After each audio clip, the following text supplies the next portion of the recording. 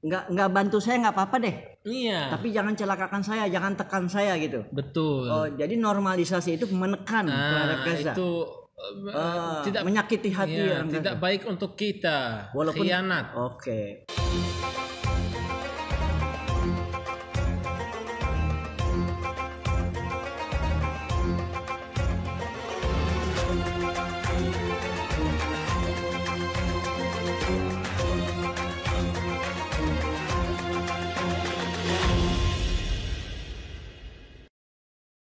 Jadi walau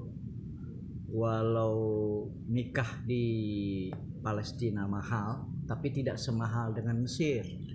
Ya. Ya kan? Mesir kan harus ada rumah, harus ada mobil. Saudi juga. Kita juga di Palestina, tapi sekarang karena kondisi tidak bagus, jadi mungkin ada orang tidak mau rumah sendiri atau kerja sendiri, mungkin bisa tapi masih susah jumlahnya masih. Tapi kalau sungguh-sungguh insya Allah dapat ya. Iya. Insya Allah dapat. Oke, udah. Tadi perbedaannya kena ikhtilaf tsaqafah, perbedaan budaya yang membuat orang Palestina tidak mau nikah sama orang Indonesia, atau mungkin sulit ya pertemuan dua budaya, dua tsaqafah, sehingga mempersulit Uday untuk mau nikah sama orang Indonesia ya, salah satunya.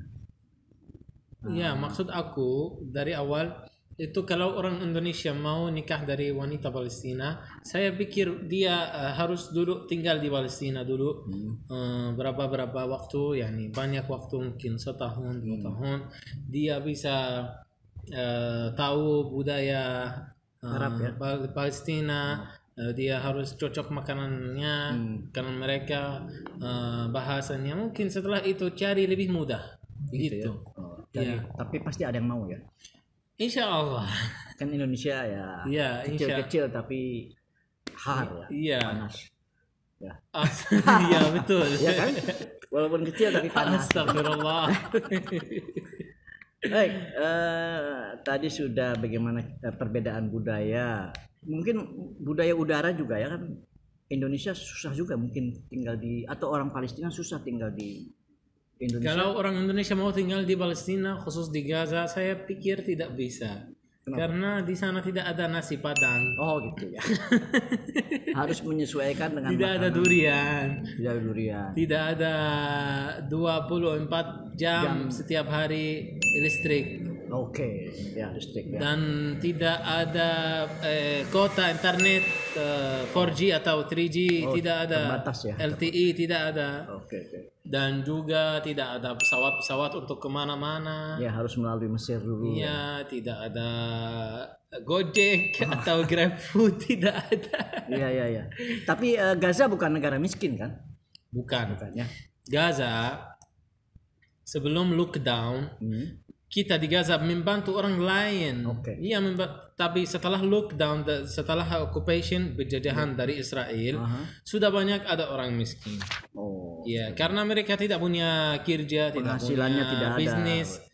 Sebetulnya penghasilan tidak ada semua dunia juga, Indonesia apalagi kan, travel agent kemudian. Ya, tapi di Gaza lebih susah. Karena di Gaza tutup dari setiap jalur, tidak bisa keluar, tidak bisa masuk. Semua perbatasan. Jadi sudah ada orang miskin banyak di Gaza. Tapi asli awal bukan orang miskin, kita punya kemampuan bisnis, punya apa namanya, tijarah, perdagangan ya. Iya, tapi sekarang tidak ada bisnis, tidak ada ekonomi. Semua lockdown. Iya, semua lockdown. Jadi sudah ada banyak orang miskin, banyak orang fakir, banyak orang muhtaj, banyak orang dhaif.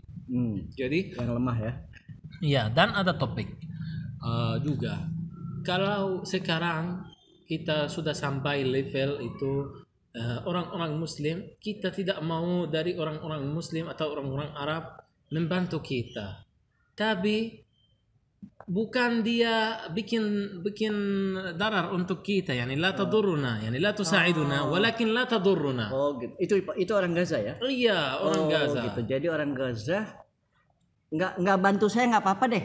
Iya. Tapi jangan celakakan saya, jangan tekan saya gitu. Betul. Oh, jadi normalisasi itu menekan terhadap Gaza. Itu tidak menyakiti hati ya, orang tidak Gaza. baik untuk kita. Walaupun khianat. Oke, nggak apa-apa lah nggak dibantu kita, tapi Iya. jangan mengkhianati kami. Betul. Yani idza kunta turid an tusaidani, ahlan wa sahlan. Oke. Oh, silakan. Tapi tidak mau membantu Bantu. aku, tapi Jangan jangan tekan saya. Gitu. betul. begitu. هذه عزة وكرامة للفلسطينيين ونحن يعني لا نقبل أي أحد يعطينا المساعدة ثم يقول أنا أساعدكم وأنا أفعل وهذا ولا تمنن تستكثر. Jadi orang Palestina ini bukannya tidak mau dibantu, silakan saja membantu. Mereka terima, tetapi mereka mandiri ya, lebih mandiri karena betul. Bolehlah kami nggak dibantu, tapi kami jangan ditekan gitu kan, dinormalisasikan gitu kan, merasa ditekan oleh negara-negara tetangga Arab karena betul. berhubungan dengan Israel, karena kami biasa Palestina kan biasa mandiri ya. Iya. Biasa mandiri. Dan sebelumnya ada salah satu negara di dunia, saya tidak mau bicara namanya. Ya. Mereka bilang sama orang-orang Palestina di Gaza, kita akan membantu kalian banyak uang. Banyak uang, memberi kalian banyak uang. Tapi kita mau kalian bangun rumah ibadah, yani rumah ibadah khas untuk negara itu. Oh, tidak mau. Tidak mau banyak uang. Tidak mau juga bangun bangun rumah untuk mereka. Jadi harga diri ya. Jadi Palestina atau orang Gaza punya harga. Tidak mau. Kalau itu uang sama order tidak mau. Jadi harga dirinya tidak mau. Kalau mau membantu karena wajah Allah Azza wa Jalla, oke, silakan. Bukan karena politik, karena tidak mau. Begitu. Nah, sekarang kalau ada ibu-ibu punya anak perempuan cantik orang Indonesia, bilang sama Uday, kawinkan anak saya, gimana? Mau nggak? Ada banyak. Oh, udah ada tawaran. Banyak ada orang-orang di Indonesia bilang sama aku, Uday, kalau anda mau nikah dari anak saya, saya memberi kamu rumah, memberi kamu kerja, memberi kamu apa-apa semuanya ya. Apa jawaban kamu? Tapi anak tidak mau. Saya mau sendiri dan mandiri juga. Atawakkal ala Allah Azza wa Jal. Oke. Atas Allah Azza wa Jal. Jadi memang orang Palestina selain egonya tinggi, kemudian mandiri karena terbiasa dengan tekanan-tekanan dari sejak dijajah oleh Israel. Ya, kemandirian itulah yang ada di dalam jiwa rakyat Palestina, terutama keberanian. Karena sampai sekarang ini Gaza yang hanya berpenduduk 2,5 juta atau 3 juta maksimum masih bisa bertahan melawan agresi daripada Israel ya. Kita juga orang-orang Palestina suka merdeka di setiap topik di dunia. Merdeka sendiri, mandiri. Kita ya. Karena kita dari lahir sampai sekarang di bawah penjajahan. Belum merasa merdeka, kita belum merasa mandiri. Karena kita di bawah penjajahan Israel kontrol kita. Jadi kita tidak bisa, siapapun dia bilang sama kita melakukan apa, melakukan ini, kita tidak suka. Kita suka sendiri dan mandiri. Oke. Begitu. Udah. Di Indonesia kan apa saja ada. Gojek ada, makanan Padang ada, makanan Arab ada, apa saja ada, durian ada, rambutan ada, kullu syai ada. Kira-kira mau tinggal tetap di Indonesia atau kembali ke Gaza? Pasti saya mau kembali ke Gaza, tempat aku, negara aku yang saya cinta, ya, karena Palestina itu di darah aku. Walaupun ditekan oleh Israel. Iya betul. Tetap. Iya betul. Karena apa? Gaza surga untuk aku, seperti surga. Iya, walau kondisi di sana tidak bagus, tapi tetap itu tanah air. Tapi nyaman di sana. Ada ummi, ada abi, ada negara aku yang cinta, negara mubarakah. Subhanalladzi asra bi'abdihi lailan minal masjidil harami ila al-masjidil aqsa alladzi barakna haula. Jadi berkah bukan di dalam al-masjidil aqsa saja, tapi dikeliling haula al-masjidil aqsa mubarak.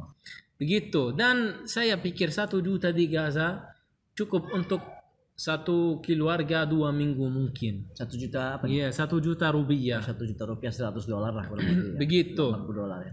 Mungkin. Cukup ya. Di Indonesia mungkin 1 juta ya tidak cukup untuk satu keluarga membeli makanan, keluar membeli minum, gojek kok tidak cukup. Mungkin cukup 2 hari 3 hari saja. Tapi di Gaza cukup karena apa? Karena ada berkah di sana. Kita merasa kita di Gaza ini satu piring ya. Ini satu piring. Kalau ada makanan nasi, ada makanan apa? Makanan tabikh namanya di bahasa Arab. Kita ada lain macam-macam makanan. Nasi gitu. Nasi atau makanan lain sama roti juga. Kita di keluarga aku dan keluarga di Gaza, kita duduk 7 orang atau 8 orang atau 9 orang atas satu piring. Satu piring rame-rame. Kita semuanya makanan dari satu piring. Di Indonesia setiap orang satu piring. Itu karena Indonesia kaya. Allah. Indonesia kaya, jadi satu piring satu. Allah kaya. Ya Allah. Jadi Indonesia memang makannya satu piring satu orang. Karena berkah di Gaza. Oh gitu ya. Bisa 10 orang makanan dari satu piring. Baik, udah saya bisa berkesimpulan bahwa walaupun bagaimana surganya Indonesia dengan beraneka ragam makanan, beraneka ragam tempat hiburan, beraneka ragam surga lah katakan, Indonesia ini bagi saya adalah surga dunia. Tetapi bagi seorang Uday yang asli dari Palestina, warga negara Palestina, tetap mencintai negaranya sendiri. Betul. Hubbul watan minal iman. Nah, hubbul watan minal iman. Jadi tetap akan Rasul alaihissalam waktu beliau keluar dari Makkah, Rasul alaihissalam sudah bilang, wallahi innaki ahabbul biladi ilai, Makkah. Ya, bicara dengan Makkah, wallahi innaki ahabbul biladi ilai, negara Makkah kamu yang negara yang aku cintai. Iya, mencintai aku untuk mencintai. aku. Walau la anna ahlaki akhrajuni minki ma kharajt. Kalau saya tidak diusir oleh bangsa Mekah, ahli Mekah, saya tidak akan meninggalkan Mekah. Iya. Gitu kan? Karena orang-orang waktu itu orang-orang Quraisy, mereka yang keluar Muhammad sallallahu alaihi wasallam dari Mekah. Kalau tidak mereka mau keluar Muhammad, dia akan tetap di Mekah. Iya, betul. Tapi untuk darurat dia keluar, beliau keluar. Sayyidina Muhammad sallallahu alaihi wasallam. Dia keluar juga karena kan hijrah karena Allah Subhanahu wa taala. Iya, begitu. Dan sekarang sudah ada banyak orang Palestina keluar dari Palestina untuk cari rezeki, cari kerja, cari yani merdeka, cari mandiri, cari membantu orang Palestina sendiri. Ya. Itu darurat. Kita cinta Palestina, mau tinggal di Palestina, tapi kondisinya kondisi tidak bagus. Kita mau membantu saudara kita. Jadi ada orang-orang keluar dari Palestina. Jadi kesimpulannya Uday insya Allah tidak akan nikah sama orang Indonesia gitu kan. Itu takdir dari Allah Azza wa Jalla. Tapi belum ada cita-cita. Ana tidak tahu. Ya, kalau melihat dari omongannya sih kelihatannya. Ya, dan sekarang saya fokus sama keluarga aku di Gaza, betul. saudara kita. Ya. Saya takut kalau nikah atau topik lain mungkin yani campur-campur tidak. Harus saya fokus sama mereka. Insya Allah nanti kalau sudah baik-baik, insya Allah mungkin yani pikir di nikah insya Allah. Mudah-mudahan. Jadi sobat Edi Hamdi, sudah cukup banyak ya kita dengarkan unek-unek, katakan unek-unek dari seorang muda yang warga negara Palestina yang lahir di Gaza, kemudian sampai sekarang belum pernah menginjak Masjidil Aqsa yang sebetulnya adalah tanah air mereka gitu ya, tapi udah nggak pernah ke Masjid Al-Aqsa gitu. Masih bagus saya setiap 2 bulan sekali ke Masjid Al-Aqsa, bisa sholat di sana, jadi bisa membantu rakyat Palestina yang ada di Palestina di sana. Jazakumullahu khairan katsiran. Mudah-mudahan masyarakat Indonesia lainnya juga bisa menciarkan Masjid Al-Aqsa, minimal bisa membantu moral daripada warga negara Palestina yang sampai saat sekarang ini masih tertekan oleh agresi penjajahan Palestina, terutama di Gaza. Dan buat sahabat Edi Hamdi, bahwa Palestina atau Yerusalem persisnya adalah Masjid Al-Aqsa itu jauh dari Gaza, di mana terjadi pertikaian perang ya di Gaza itu 100 km kan tadi. Betul. Gitu. Jadi nggak usah khawatir. Yang mau ziarah ke Masjid Aqsa silakan. Kita jauh dari tempat peperangan yang terjadi di kota Gaza. Udah, sebetulnya masih banyak yang kita mau bahas tentang Palestina. Iya. Ada satu hal ya. Dan saya juga ada satu mulahadhah note yani.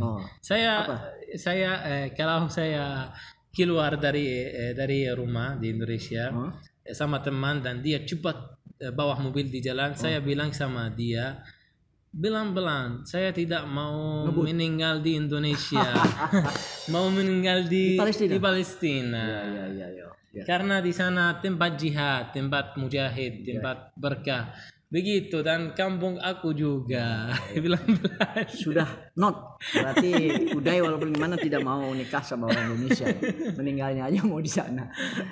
Terima kasih Uday. Sama-sama. Mudah-mudahan kita saya punya PR lagi buat sahabat Edi Hamdi. Mungkin pada episode berikutnya kita pengen tahu tentang masakan orang Arab. Orang Palestina ya. Iya. Jadi kita bisa testimoni masakan Arab. Insya Allah. Ciri khas orang-orang Palestina. Insya Allah mau bikin makluba. Insya Allah. Makluba ya, salah satu makanan yang paling populer di Palestina adalah makluba. Yordania, Syam secara utuh. Tapi yang lebih enak di Palestina. Di Palestina. Dan asli dari Palestina. Makluba Filastiniya. Makluba Palestina nasi yang Iya, sama sayuran juga. Wah, nanti insya Allah pada episode berikutnya kita akan lihat bagaimana Uday memasak makanan Palestina yang disebut makluba. Terima kasih Uday, mudah-mudahan sama-sama Palestina bisa merdeka. Amin. Dari genggaman Zionis yang saat ini tengah menggenggam negara tersebut. Amin. Dan buat sahabat Edi Hamdi, terima kasih partisipasinya mengikuti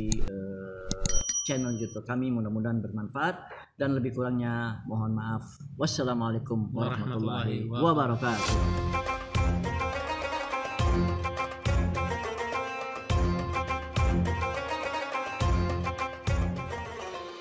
Assalamualaikum warahmatullahi wabarakatuh. Buat teman-teman yang pengen tahu soal sejarah Islam, bagaimana sejarah Nabi, latar belakang Nabi, silakan pantengin YouTube-nya Cakrian TV. Di situ teman-teman akan mendapatkan informasi tentang sejarah Islam dan nabi-nabi dari Ustadz. Jangan lupa nonton ya kalau pengen tahu.